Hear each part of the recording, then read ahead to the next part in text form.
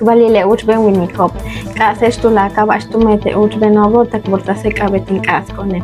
Evelae yani binon tush uchben winikop tu metop ya kachbab ti almalop pushta bilae. Shok palalesh ya imbishkonesh ti uchben habil malop tu bukin kimak olesh tan oikonesh vai LRBD4 tush letik balo hachman hatot. Con esto Jabil 1642 tush ewinik ukaba Diego Mulato 770 utulu winke tumeto anyok olha ukoltop yetel kasob kahil Salamanca eyam Bacalar hakreis keshe.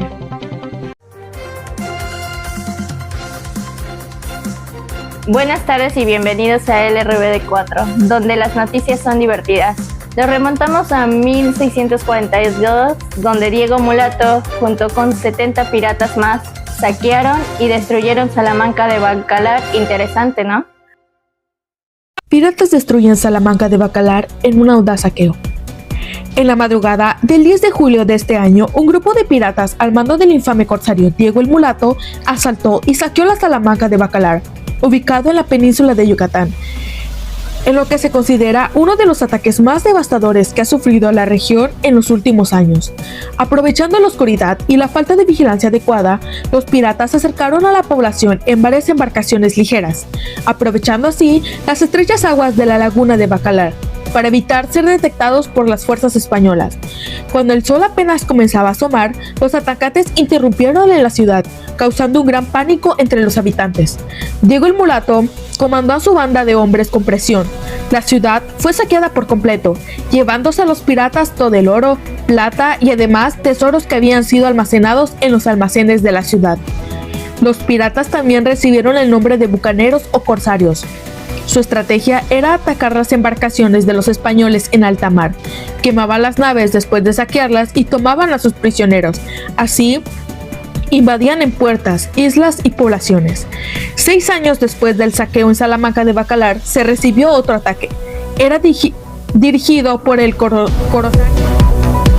Es interesante ver y recordar estos hechos. En otras noticias, recordemos cómo era la dominación española y la resistencia indígena. En el siglo XVII, las tensiones entre los pueblos indígenas y los colonizadores españoles en la región de Yucatán alcanzaron un punto crítico. A pesar de ello, los mayas no perdieron las esperanzas de recobrar su libertad y de volver a su organización prehispánica. Los españoles, al tener su poder en los mayas, tenían de propósito el olvidar su pasado y así quitarles todo lo que habían creado. Esto, en vez de debilitar a los mayas, tomaron fuerzas de forma clandestina. Comenzaron a trazar proyectos políticos en donde propusieron libertad y justicia. Para el año 1546 se hizo presente la rebelión maya de Chiquilchen, Sotuta, Cupul, Coguán y Huaymil. Entre 1636 y 1639, los mayas llevaron a cabo varios asaltos a la ciudad, atacando así las fortalezas españolas, que estaban mal defendidas. Todo esto terminó en varios enfrentamientos violentos, en donde los españoles no pudieron repeler con eficacia por sus recursos limitados. Los mayas lograron un control parcial en la ciudad, aunque los españoles reforzaron las defensas de Bacalar, no sirvió de nada. Sin embargo, en 1639, los colonizadores españoles finalmente consiguieron recuperar Bacalar, usando un mayor número de tropas y aliándose con grupos indígenas, ya que preferían la dominación española. En 1547, la rebelión fue sofocada con la muerte de Ámbal, el cual dirigía la rebelión. Las autoridades españolas enviaron a unos franciscanos para intentar persuadirlos a que abandonaran su movimiento, pero los mayas, como signo de rebeldía, los obligaron a vestirse como los nativos y después los dejaron en libertad. Hoy recordamos la lucha de los pueblos indígenas como un símbolo de resistencia frente a la explotación colonial. Aunque las cicatrices del pasado siguen siendo visibles, la memoria de estos eventos se mantiene viva, para honrar a quienes lucharon por preservar su identidad y dignidad. Y hablando de resistencia y rebelión, no podemos dejar atrás la historia de la rebelión de Jacinto Canec, el héroe maya. Canec se caracterizó por ser un líder de corazón valiente, que hablaba a la perfección la lengua maya, También su español y latín eran perfectos. Conocía muy bien la historia de su pueblo, de sus deidades y además la historia del pueblo de Israel y de su Dios. Este conocimiento provocó que nadie pudiera engañarle. Su conocimiento era superior incluso al de muchos estudiosos, pues no aprendió para ser sumiso, sino para conocer a su enemigo y comprender sus propias raíces como nativo maya. Canek fue arrestado muchas veces, pero siempre lograba escaparse. Los españoles tardaban más en encontrarlo que en lo que él lograba escabullirse en sus celdas. Sin embargo, su última celda fue con cerraduras inviolables. Hoy recordamos a Jacinto Canek, un símbolo de resistencia y valentía del pueblo maya. Su lucha por la justicia y la dignidad nos recuerda que la historia no está en los libros, sino en las raíces de quienes aún defienden su identidad y su tierra. En exclusiva tenemos un reportaje de aquel entonces, en donde se vivió en carne propia todo lo sucedido. Por la tarde, las autoridades confirmaron la captura de Jacinto Canek. Él era un líder maya, era un símbolo de resistencia contra el régimen español. Fuentes cercanas han revelado la captura de Canek fue posible gracias a la traición de unos indígenas. Según informes locales, varios miembros de su propio pueblo revelaron la ubicación exacta del líder a cambio de protección. Se dice que los traidores guiaron a los soldados hasta el escondite de Canek en las afueras de Cristal. Hace apenas una semana, Canek encabezaba un movimiento que podría haber cambiado la historia. Con la captura de Jacinto Canek, las autoridades coloniales enviaron un mensaje. Y esto dice así: si buscan hacer cualquier tipo de rebelión, será reprimido de mano de hierro. Para esto, la noticia ha provocado indignación y desconsuelo por parte de los mayas.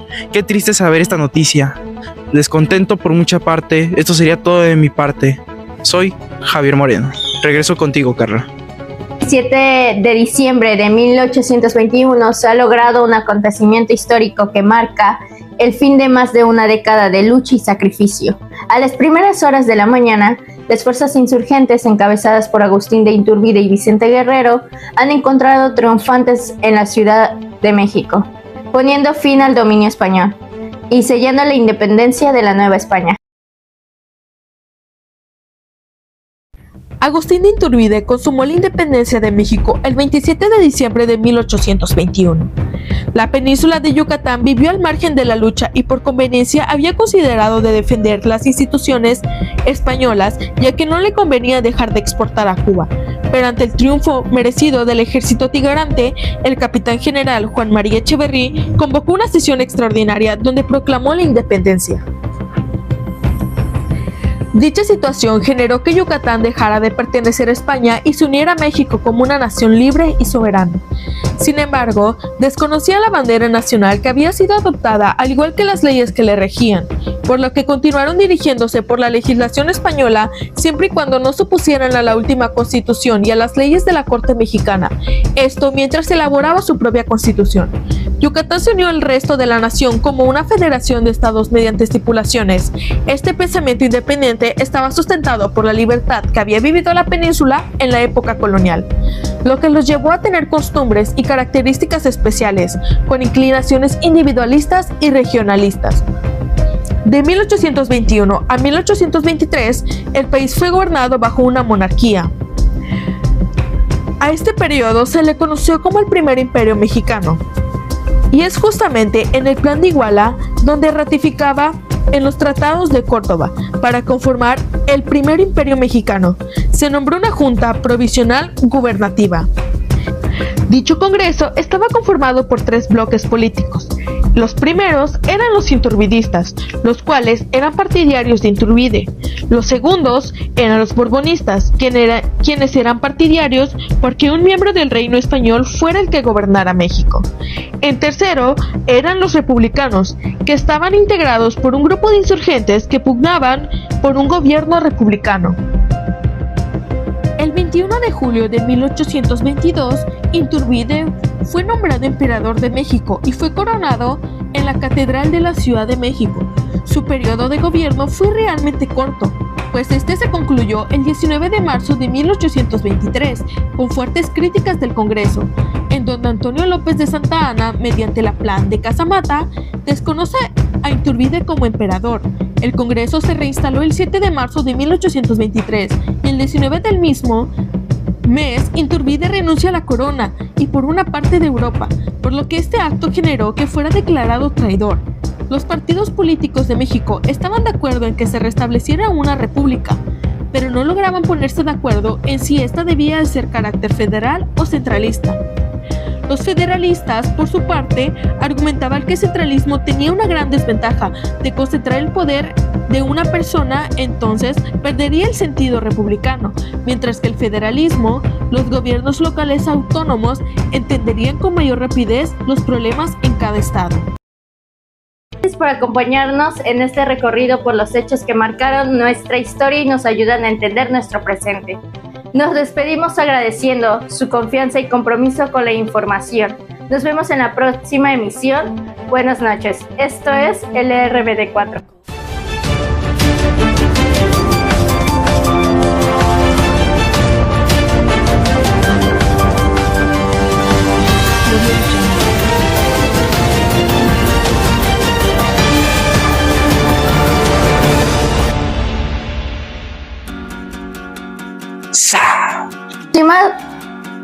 No. Hace de que... Ay, no, déjame. Hoy recordamos a... Ayer por la tarde las autoridades... El día de hoy estamos viendo a un animal fuera de su hábitat. Como podemos ver...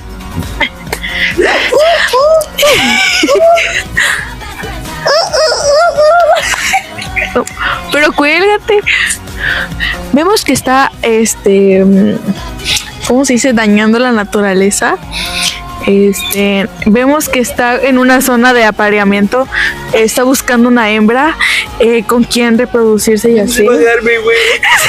No mames. Oh. No mames. Esa es una manera de querer aparearse y llamar a las hembras.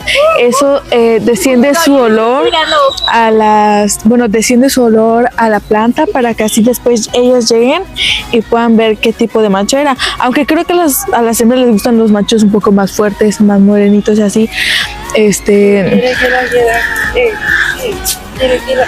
Tratemos de ver cómo se comunica.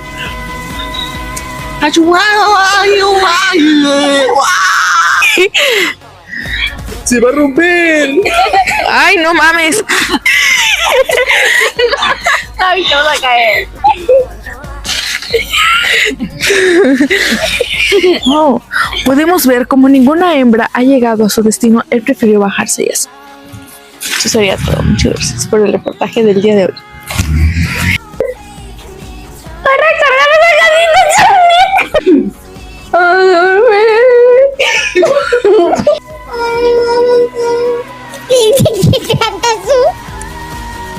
Ayer por la tarde las autoridades coloniales capturaron a Jacinto Canek. Él era uno de los líderes machas.